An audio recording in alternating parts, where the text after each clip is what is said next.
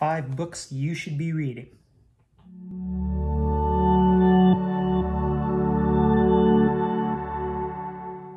Hi everybody, I'm Marcus and this is the Catholic Youth Minister. In this video, I'm giving you 5 books that I've been reading recently that I think you should read too. In the video description below, you'll find links to these on Amazon if you want to buy them. So, the first one, Policing the Black Man.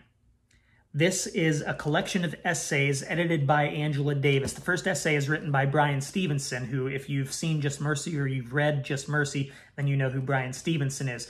But this deals with a lot of the issues that are being raised by the Black Lives Matter movement. It gives a very historical account of the ways that Black men in particular, but Black people in general, have been policed, in the way our justice system has worked against Black people in this country. It is exceptionally well researched, lots of footnotes. I mean, these essays are written by scholars. These essays are written by the top experts in their field. So this is a fantastic book, Policing the Black Man. Highly, highly recommend it. Okay, the next one, How to Be an Anti-Racist by Ibram X. Kendi. So when I first saw the title of this book, I bought it because I thought, you know what, this will probably be a good practical way of learning how to be a better anti-racist, you know, just practical advice, which it is. But that practical advice is woven in with history and with essentially a memoir from Kendi himself. So it's not only is it super informative, but it's also a really good read because it's really well written. He tells good stories. It's just spectacular. And I'll tell you this book is challenging. Even if you think you're already doing pretty well on the anti-racist front, I promise you this book has something to teach you, whether you're white or Black or anything else. This book has a lot to teach you. Now, one disclaimer, it does have some occasional explicit language, nothing gratuitous, but if that's something that would turn you off, that's something to perhaps consider, but it's just spectacular, and you have a lot to learn from it, I guarantee. All right, next, Racial Justice and the Catholic Church by Brian Massingale.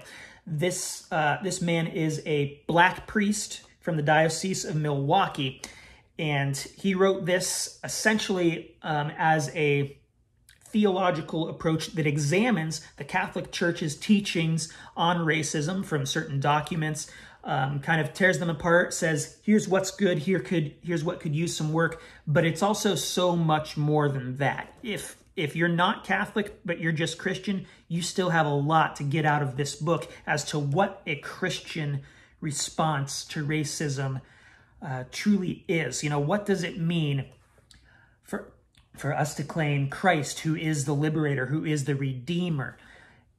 What does it mean for us to claim him in the face of racism? And what should the church's role be in trying to dismantle racism? So this fantastic book, highly, highly recommend. All right, number 4, I have an electronic copy of, so I can't show you, but I'll get a picture and it'll go right here. All right, so this is by James Cone. It's called The Cross and the Lynching Tree. James Cone is, he passed away in 2018. He was a Black liberation theologian, Black liberation theology. And if you don't know anything about Black liberation theology or liberation theology in general, get this book, read it. Pretty much no matter where you are on the spectrum of anything, political beliefs, you know, your theology, get this book, read it. It's important and you need to know what it says.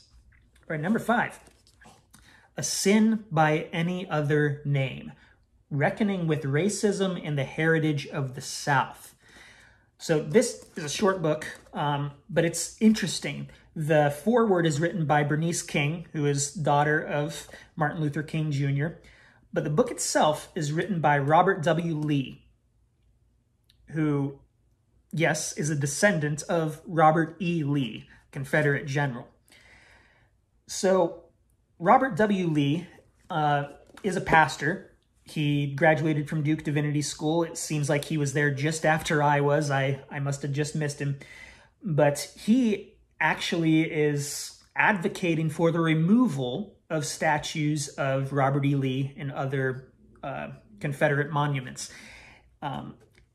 It's a great read. He talks about how he essentially got run out of his church for preaching against racism, for preaching all these things. So it's essentially a memoir, but especially if you're a white pastor and you're trying to think, what does it mean for me to lead my flock in this issue of racism, you might want to check this out. All right.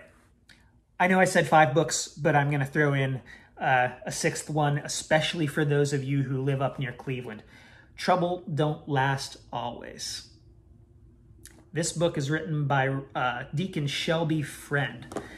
And Deacon Friend is a black deacon in the Diocese of Cleveland. He's also a Vietnam vet.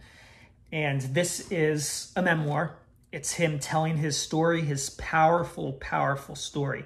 And I had the great honor of teaching his granddaughter. And I can tell you the values that he has in this book, it's evident that he has passed on those values to his family. He's an amazing man, and especially if you live anywhere near Cleveland, or even if you don't. It's a great book. Pick it up and learn about Deacon Shelby Friend. So hopefully you found at least one book here that you'll consider reading. Now is the time to educate ourselves. You see arguments on social media all the time with people who essentially aren't educated about these things. So my inclination whenever things are going on, whenever things are happening is, okay, now it's time to educate myself. Now it's time to be reading. Now it's time to be soaking in the information. And these have all been very, very helpful to me. Hopefully they'll be helpful to you too. With that, I'm Marcus, and this is the Catholic Youth Minister. Please don't forget to like and subscribe. Till next time.